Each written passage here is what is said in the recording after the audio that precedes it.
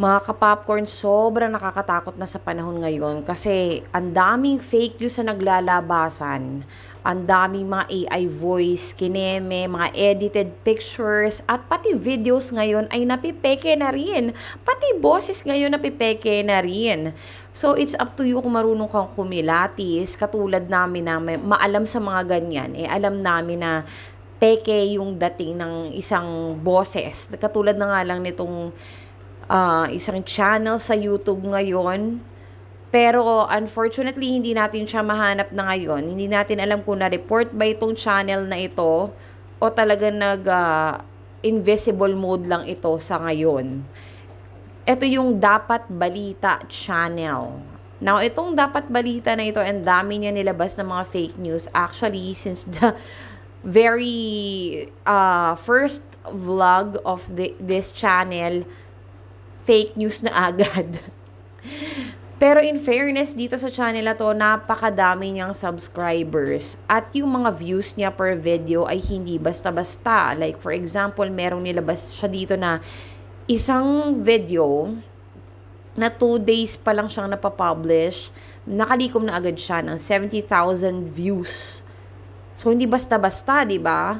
So, imagine per video niya is hindi bumababa ng 40,000 views. So, talagang kumikita itong channel na to sa pamimeke niya ng balita.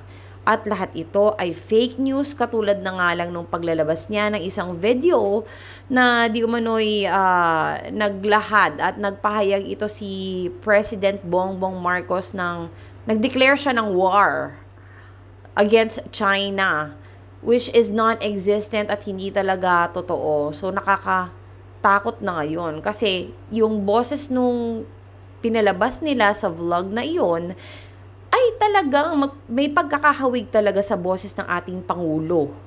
Pero kung maalam ka at marunong kang kumilatis, malalaman mo na medyo may pagkasabla yung boses. Malalaman mo na, hindi ito totoong boses ni President Bongbong. Pero yung mga uto-uto dyan, at hindi maalam, syempre, paano na?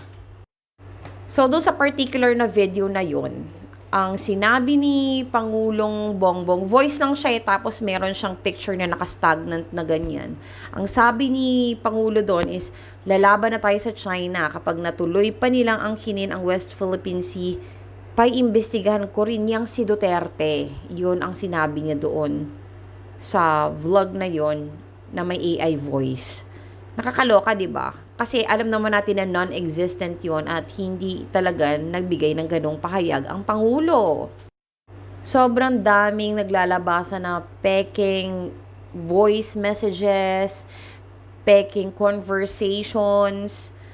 Actually, yung mga pictures, nung unang-una pa yan, kasi yun ang pinakaunang madaling ma-edit, yung mga photos na yan, di ba? Pero ito ang nakakatakot talaga. Yung videos ay pwede nang ma-edit kasi, 'di ba? Dati parang iniisip natin pag gumagalaw, mahirap pikein 'yun, pero ngayon nothing is impossible. As in talagang pwede nang gawin sa teknolohiya ngayon. 'Di ba? Sa pamamagitan ng AI.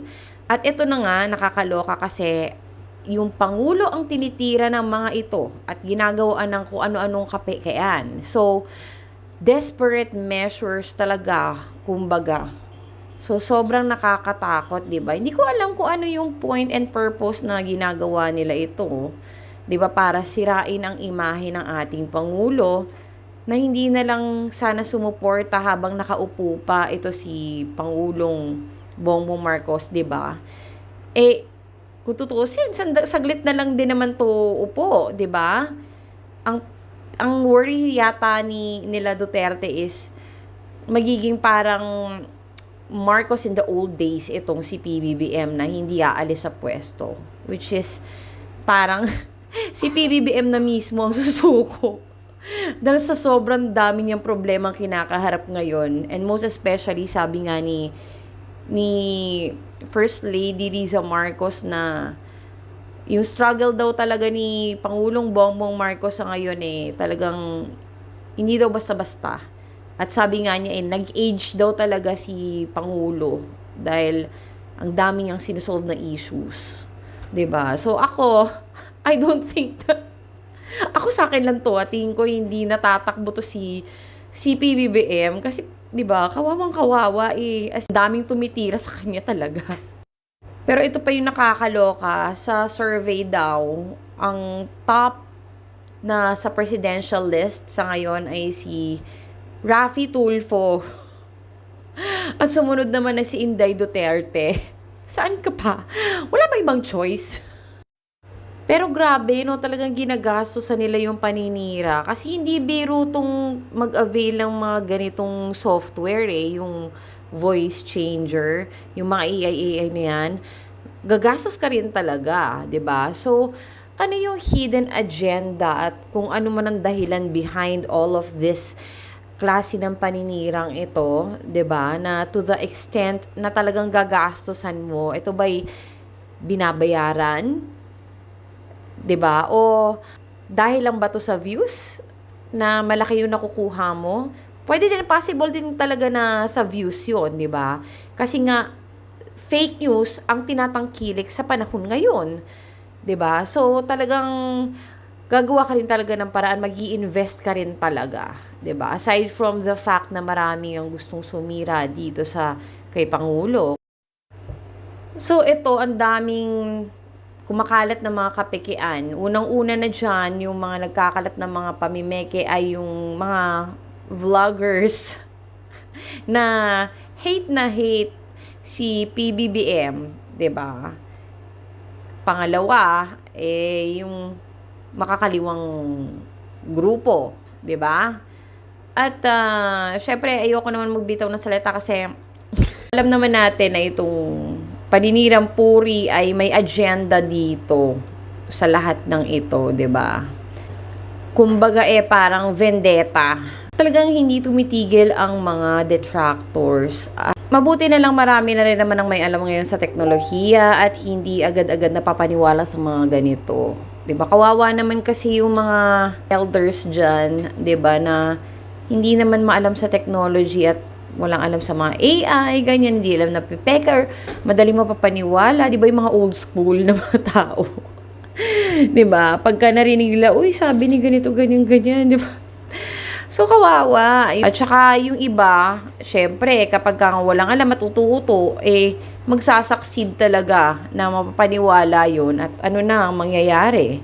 Syempre, di ba, magkakaroon ng muhi sa ating Pangulo. Actually, dito sa channel na ito, ang pangalan nitong channel na ito ay Dapat Balita. Dapat balita pero hindi. Kasi fake news. Alam nyo ba na itong channel na ito ay karamihan daw na recent uploads ito ay puro tungkol kay PBBM. Siguro napansin niya na mataas ang views niya kay PBBM kaya puro yun ang tinakil niya. 'Di ba? Yun ang binomba niya talaga ng vlog. At 2 beses nga daw ginamit ang AI voice na kinopya ang boses ni Pangulo. So, as for this YouTube channel, let's check in the following days kung lilitaw ba itong channel na ito. Kasi kung hindi, talaga sigurong tinake down na itong channel na ito. Marami ang nag-report.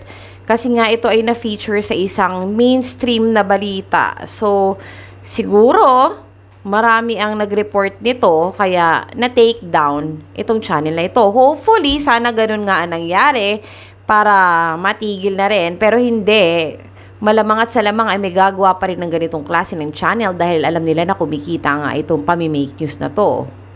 Alam mo, kung hindi ka maalam talaga, as in, kaboses sa kaboses yung timbre. Pagka medyo alam mo na AI yun, or familiar ka na sa AI, medyo malalaman mo na ay may iba. Hindi siya to, ganon. Paparinig ko sa inyo in a while yung boses na yon at kayo na ang bahalang humusga. So, yun lang mga kapopcorn. Thank you so much for joining me. And, sorry kasi nakalimit tong video into 10 minutes. Sa susunod magchikahan pa tayo. I'll see you on my next vlog. And thank you so much. Take care. God bless. And keep safe. Thank you so much. Huwag masyado magpaniwala sa fake news, no? Lalaban na tayo sa China kapag patuloy pa nilang angkinin ang West Philippine Sea. paimbestigahan ko din yang si Duterte.